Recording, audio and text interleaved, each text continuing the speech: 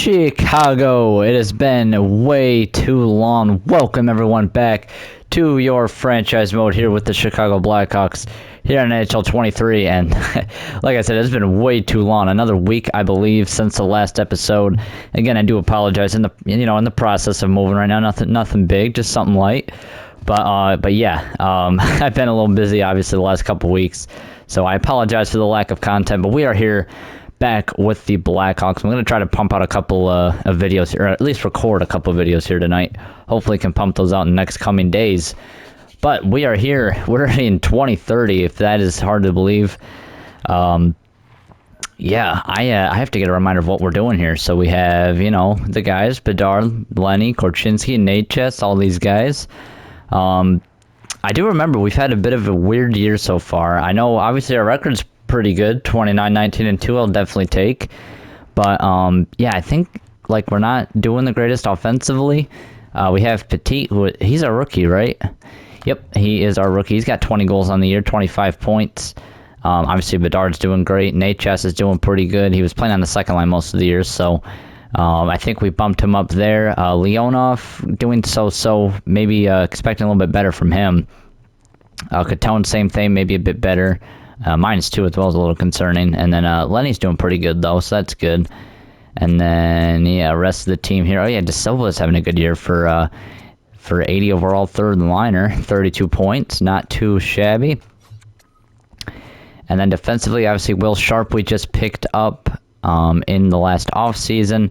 And then, yeah, Pelika's having the big offensive season for our defenseman as Korchinski. He's still doing decent, but nothing crazy like last year, 74 points.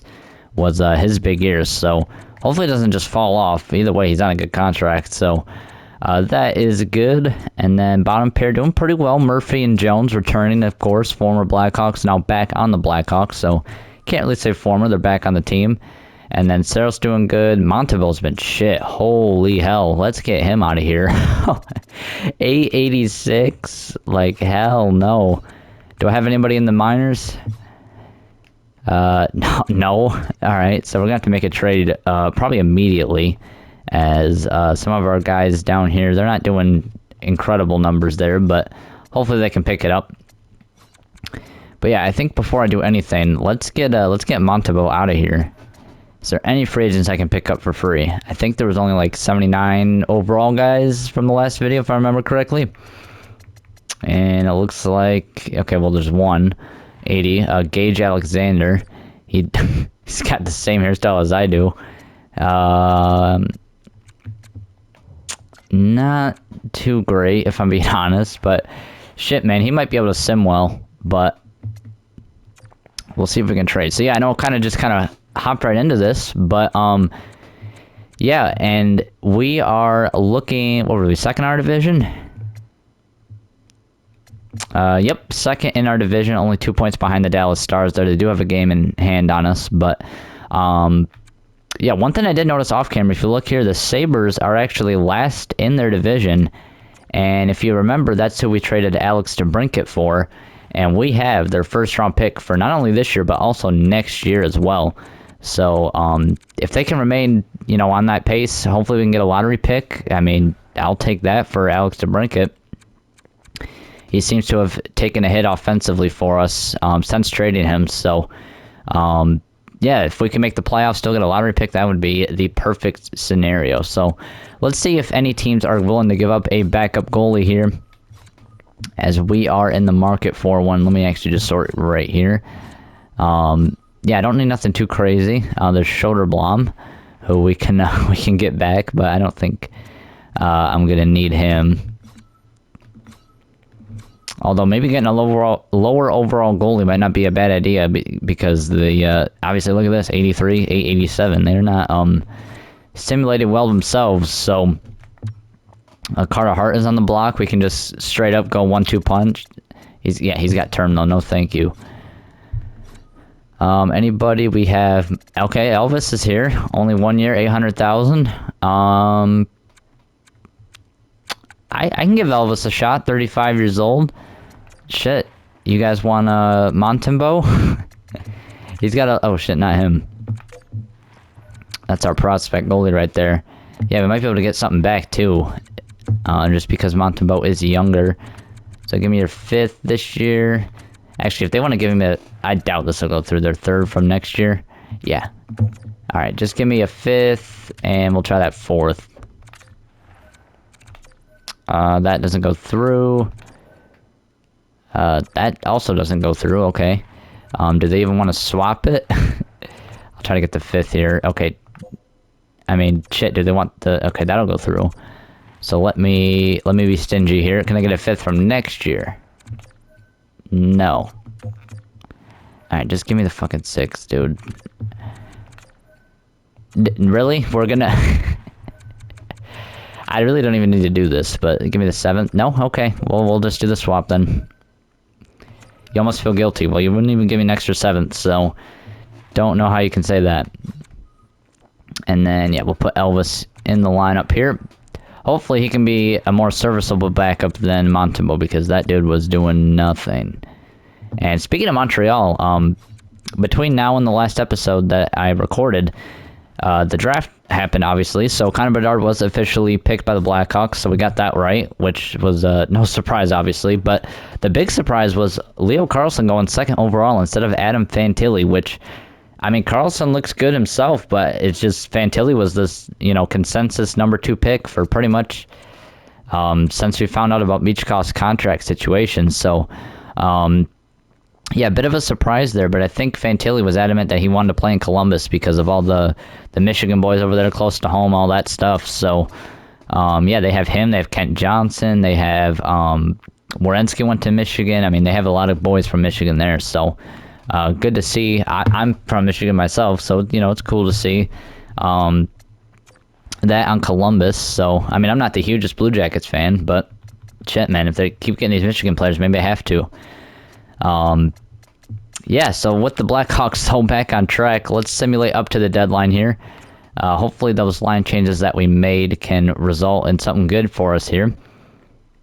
And I know we've been kind of inconsistent the whole year. We're getting our winning streak and then lose it all back. It's kind of what's been going on. But looks like we're straining... Okay, I was going to say we're straining some wins together, and there's a loss, but there we go. We bounced back.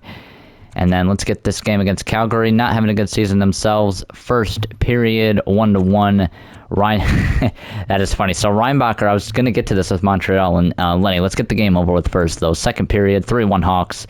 Petit and De Silva. Third period... Wow.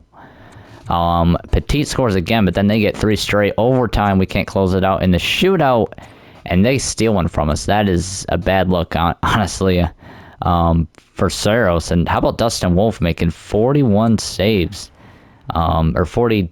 Wait, did I read that right? No, he would have made 39 saves, I think. But yeah, Calgary just completely takes that one away from us as we go down 5-4. So yeah, so Reinbacher...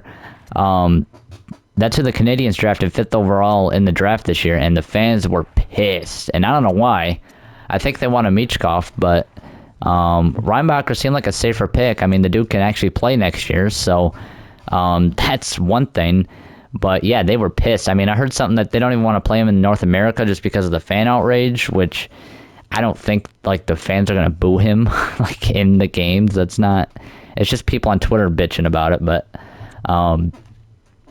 yeah, that was also interesting. And then, of course, the Flyers were able to get Michkov at, what was it, 6 or 7? I think it was 7th.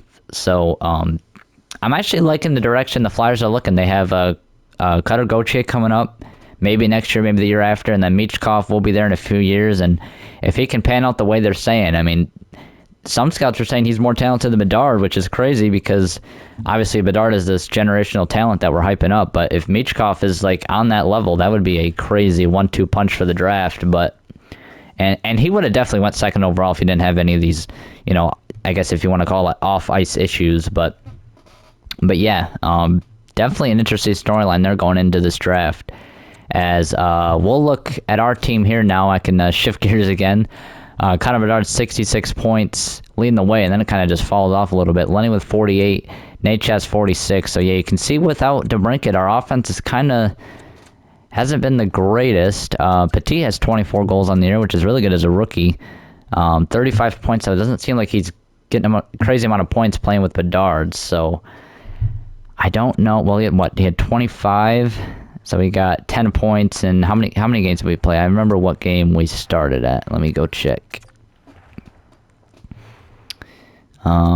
We started right here. So 1, 2, 3, 4, 5, 6, 7, 8, 9, 10. So 10 points in 12 games honestly isn't that bad. So maybe I'll leave him up there for now.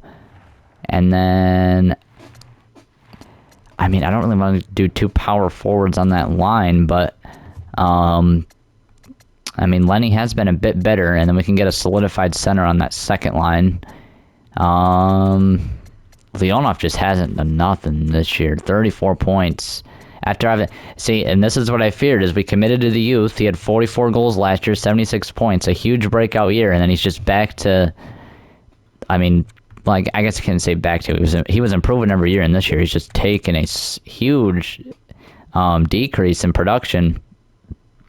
Obviously, he signed into that big long-term contract, so it's just something to watch out. I don't have any, intentions of trading or getting rid of him yet. I want to commit to these players, obviously, but I mean, the fact of it is he has to play better. I mean, shit, De Silva is outscoring him by a lot. 42 points.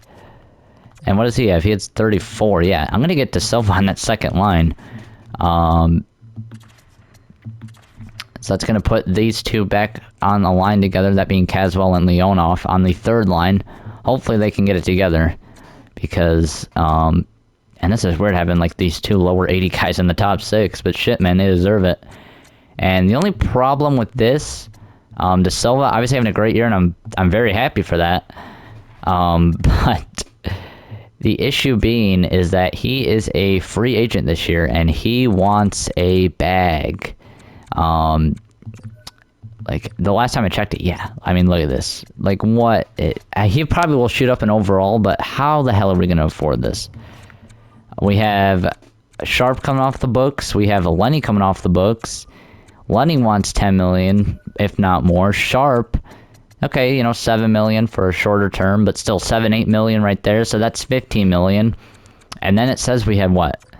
19, so we would have $4 million to sign Porshkov, Green, and then De Silva, who wants that huge contract. So I'm honestly not sure what I want to do yet, because I mean, someone's going to have to go, because we can't afford all these guys. We had this same issue last year, but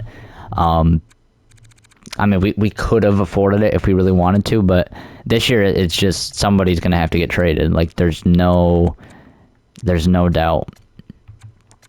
And, Lenny's playing pretty well. Sharp, I guess I really didn't... Let me check defensive and all that stats before I start getting into that. I keep going all over the place, but my mind's just racing about this stuff. Let's go to defenseman here. So, yeah, Pelech obviously still having that great year. Korchinski, I mean, I don't want to say it's a bad year. He's a plus 16, but it's just weird how he's not producing like he is last year. So, I mean, as long as somebody's getting points defensively, that's good for us. Kasparaitis, 19.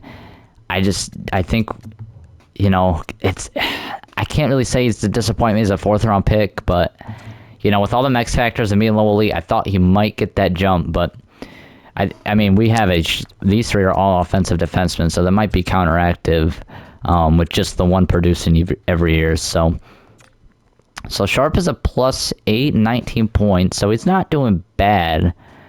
But, yeah, he'll definitely break his career high as long as he scores another point this year. But, yeah, he's just been kind of solid. I mean, playing on that top line with Pelech was a plus 20. You'd think you might be able to have, a bigger plus-minus, but yeah, and then the bottom pair is playing absolutely great. Plus 7 and plus 11 for that bottom pair is great to see.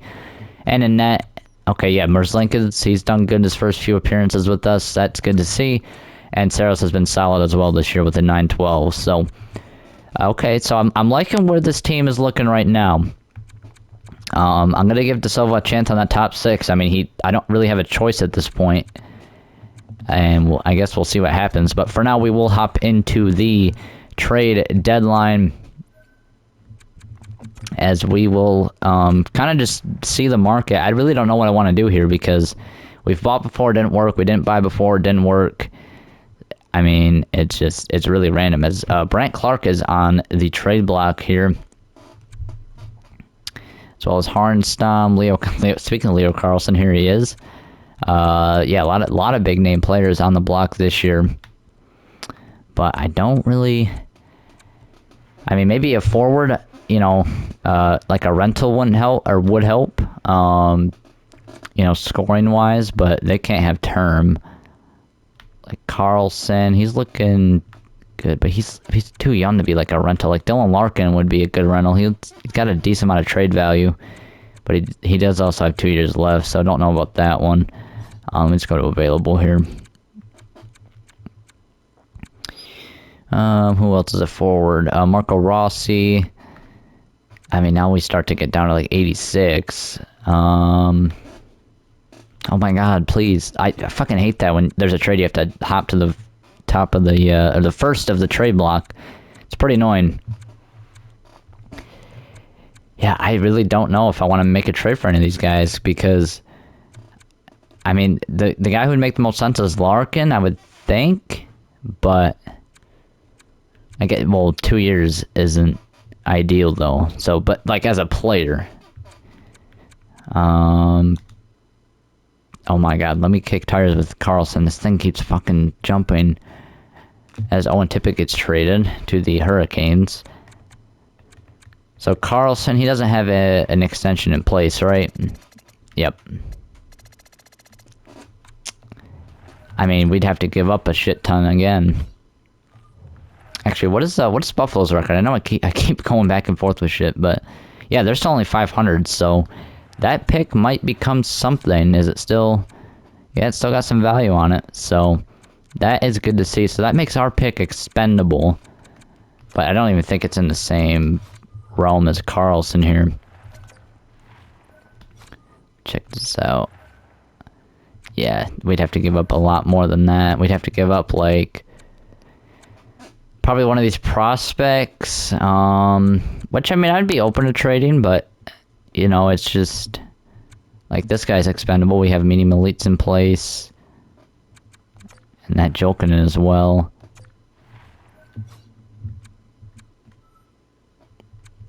So, something like that. And then, like, a third from next year or something.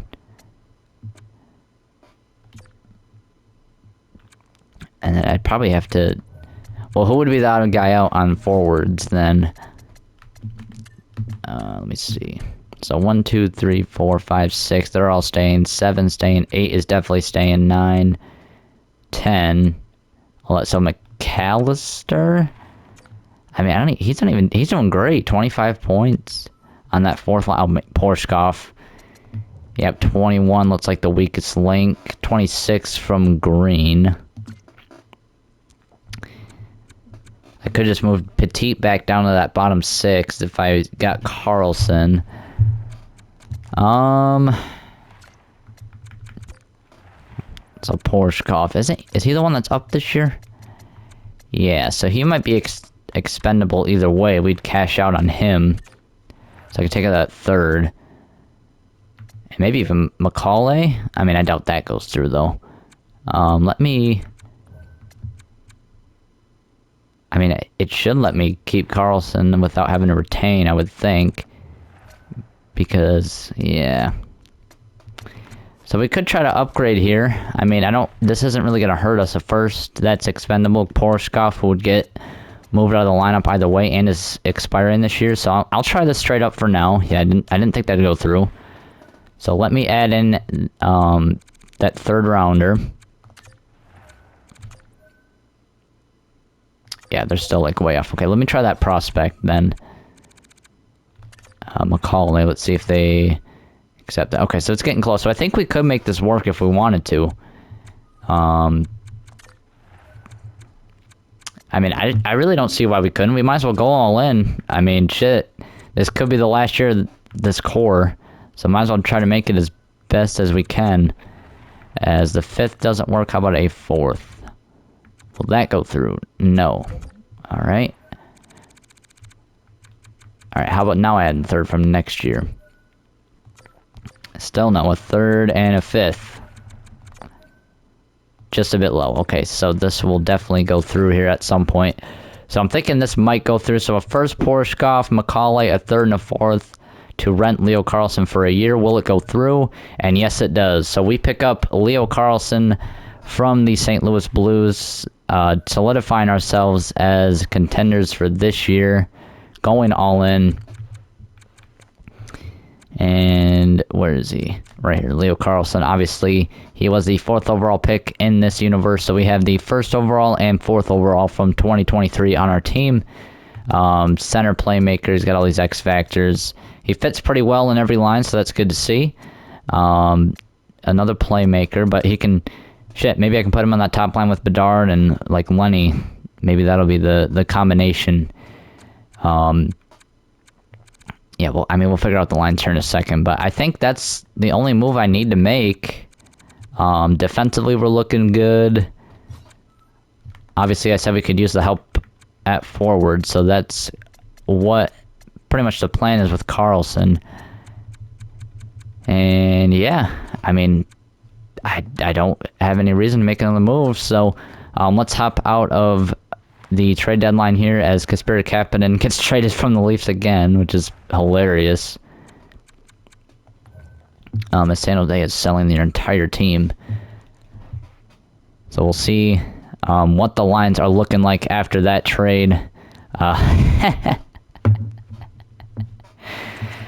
Philip Kurashev. You know what? Let's fucking claim him. It can be playoff depth replacement. That is fucking hilarious. Yeah, we'll call him up if we need him. He can play down there in the AHL, honestly. Yeah, I'll put the low elites up there still, but that is actually hilarious that happens. So let's adjust the lines here.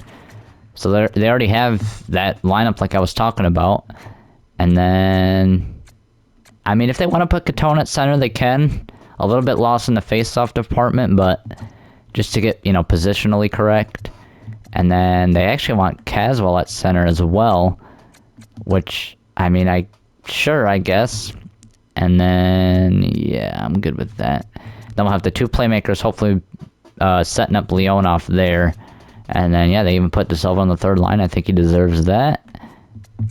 Let me put Green on center there, the same face-offs. But Nazar can kind of play the right wing there. And then I'm going to try Korchinski on that top line again with Pelika, just because Sharp's been just okay. And then he can actually play the right side with Kasparaitis. Wow, we actually lose a +5 there. Maybe I put Kasparaitis down? I think it might be worth for the +5. He hasn't played incredibly. He's listed as a top 6, so we'll give Connor Murphy the chance in the top 4 once again. And then obviously we know who's in net. And honestly, whatever the AI wants for the power play, I'm good with, besides this guy being on the top. I mean, I don't have a problem with him being at the top. It's just... Do I have to really go from the point? Okay. So yeah, I'll fix up the lines real quick, and then I'll get back to you guys.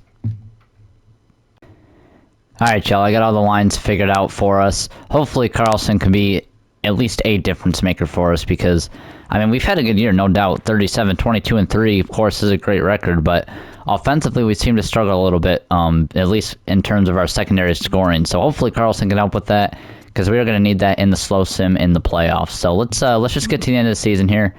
Obviously can't really do much else but just hope for the best in the simulation. But yeah, I mean, obviously a lot of big contracts coming up this year. Once again, the cap crunch is getting real right now. It's definitely a real thing. So it's going to be hard for us to keep a lot of our core together. So we got to try to win now. And of course, we make a big move with the deadline. It results in inconsistency there. But we get I was going to say we get a couple wins. But okay, we got that one back. And all right, so not a bad end of the season. 47, 29, and 6 is our record for this year. Connor Bedard does hit 50 goals. So there's that. We were actually only 1 point away from the Stars there for the division lead, so that kind of sucks. We could have beat the Coyotes there. The Sabres finished 37, 37, and 8 for 82 points. So let's see. 1, 2, 3, 4, 5, 6, 7, 8. So they have the 9th best odds at the number 1 pick. So, I mean, I'll definitely take a lottery pick. Good start to that trade. Of course, that was from the Alex DeBrincat trade, 2 firsts from the Sabres this year and next. So we do know for sure this year will be in the lottery, which is good to see. And yeah, so every team's played 82 games. So let's take a look at the stats for the season. Of course, we see Connor Bedard leading the way here with 84 points as well as 50 goals. So another solid season from him. I mean, yeah, ever since his rookie year, he's been point per game player, and much more than that. So definitely a good start to his career. I wish he could hit that like 100-point mark, but there's something in the sim engine where like your players don't simulate as well, or they don't get as many points as the computers, which for whatever reason, I really don't know how that works. But yeah, Bedard with 84, Lenny 72 points this year, just one off from last year. So another great season for him. Liking his. Oh shit, that's right. So he's the one that we have to extend this year, so that's great. Nate Chess with 61 points, which is a bit of a drop off, but I'm not going to completely blame him because of the team been down yet. So you can see what did Carlson do for us? He had 12 points in 20 games. I did throw him on the second line, so that's not bad. He was a -1 though, so that's, take it how you want. Catone 56, obviously a bit down, but I think he caught up a lot at the end of the year because I think he only had like 30-something points going into the last half of that season. So just hope for the best for him in the playoffs. To Sylvan, a great year, and he is going to want a bag in free agency, as I've mentioned. 47 points, playing on that third line, and kind of, in the middle six for the most part. Leonov, he was the big drop-off this year. 45 points, only 22 goals. I'm going to hope that's just an off year for him, although it's a very off year. But yeah, obviously gave him that big contract, so we're going to hope for the best. Maybe in the playoffs he can turn up, really make up for it. Caswell, 42 points. He was playing on that third line a lot of the year, so good way to salvage the year for him there. Petit, this was his rookie season still, right? Yeah, 41 points, 27 goals. A great rookie year for him, so he is somebody to watch out for. And that's another thing. It's like, if these guys start to trail off, I mean, Petit, he could be coming. He could be coming. Green number 34, McAllister 34. So that fourth line did great in terms of scoring. 30 points is tremendous for the fourth line. So at least we have that. But yeah, it's mainly the guys who were on that second line that we couldn't find any good combinations there. So definitely something to watch for the playoffs. We'll be making a lot of line changes if stuff goes awry. So just something to watch. And then defensively, Pelika, the big defensive scoring leader this year, 64 points is a career high for him. Topping his total from last year. Korchinski with 42. Obviously a huge drop-off, but, I mean, I'm fine with it because Pelika had a great year, so it's, he still was a plus 22 as well, so that's good to see. Kasparaitis 25, a plus 15. I believe that's his best year, so that is good to see. I don't think I think he's going to cap out at 83, which is unfortunate, so he actually might be someone we want to look to trade, considering his contract, which it's not bad, but I mean, I don't know. We'll have to see on that. Will Sharp, 23 points, a plus 6. Not as explosive as I thought he would be, but I guess, a little bit better than last year, so we'll take that. Connor Murphy and Caleb Jones were great on that third pairing, plus 10 and plus 12 respectively, with 18 points from Murphy and 13 from Jones. And then in that, UC Saros, great year from him, 913 save percentage, probably around the tops of the league this year. And then Merce Lincoln's kind of trailed off at the end there, but he only played 9 games, so I won't give him too much slack there. And of course, we're seeing Petit, our only rookie. And then forwards around the league, it was Austin Matthews leading the way with Detroit. 56 goals for him, 104 points. Tim Stützle, 101 points. Barkov, 95. And, fourth in the league in scoring this year, Alex DeBrincat, 91 points, proving that he is still one of the best players in the league. Actually, this might be a career high for him as well, yeah. So, DeBrincat gets a new home and puts up career high numbers, so that is good for him. And, I mean, man, Buffalo wasn't that good anyway, so I'll take it. Jack Eichel, 86, Roberts, 85, and you can kind of see the rest. So Bedard right up there, probably in the top, what is that, is that top 10? Oh, yeah, 1, 2, 3, 4, 5, 6, 7, 8th. So 8th in the league in scoring, which is great to see. And, yeah, Matthews had 56, and Pasternak also had 52, beating him out for the Rocket. And then defensively, we have Quinn Hughes once again at the top of the leaderboard, 70 points for him this year. Hasn't quite got back to that 95-point season, but I mean, shit, he's leading the league in points for defensemen, so I guess you can't really complain. McAvoy 68, Drysdale 66, and then Pellica right there in fourth in defensive points. I think the Norris will probably go to one of these two, probably McAvoy just because of the plus minus, but yeah, Pellica was right up there as well. Goals leader looks like Jacob Chikrin, and it will be 22 goals from him. Shea Theodore 21, 15 from Pellica, so he's up there too with goals. And then for the goaltenders, we have Kochekov with the winningest goaltender with 39 wins. Saros right there behind him with 38. And the save percentage leader among starters is going to be Igor Shesterkin with a 9.28. Wow. Rangers were not that good this year. Obviously, he has an under 500 record, but almost a 9.30 save percentage is crazy for this simulation because the next highest is, okay, 9.21 is pretty good too, but that's still a pretty big difference between those two.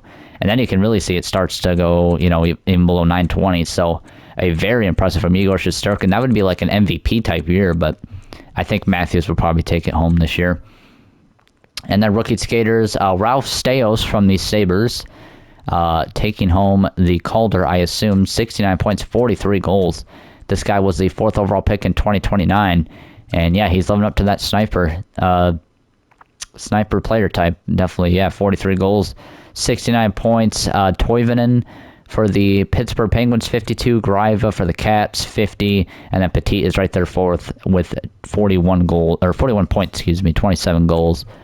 And then doesn't look like they have. Okay, yeah, I guess this guy Jan Spoonar for the Bruins had a really good rookie year himself, 9.15 save percentage. I still think it's going to be Staios from the Sabres. So they actually might be a really good team next year. They have DeBrincat putting up those type of numbers. This guy coming in the league just tearing it up already. So thankfully we got that lottery pick this year because it might be different next year. So there is around the league. Let's see who we will take on in the first round of the playoffs. I think it should be the Jets, right? Yes, so the Winnipeg Jets is going to be our first round opponent. Let's take a look at them real quick. And what kind of game plan for this series. So first line is Kyle Connor, Anton Frondel, and Nikolai Ehlers. Very solid. Cole Perfetti, Robbie Fabry, and Wallstrom on the second. Wagner, Lucius, I think it's Lucius, Chaz Lucius, and Gruel on that third line, and then Nikkanen, Luostrainen, and Danielson on that fourth line. This is the guy the Red Wings drafted, isn't it? Yeah, Nate Danielson. I didn't even hear about him until he got drafted. So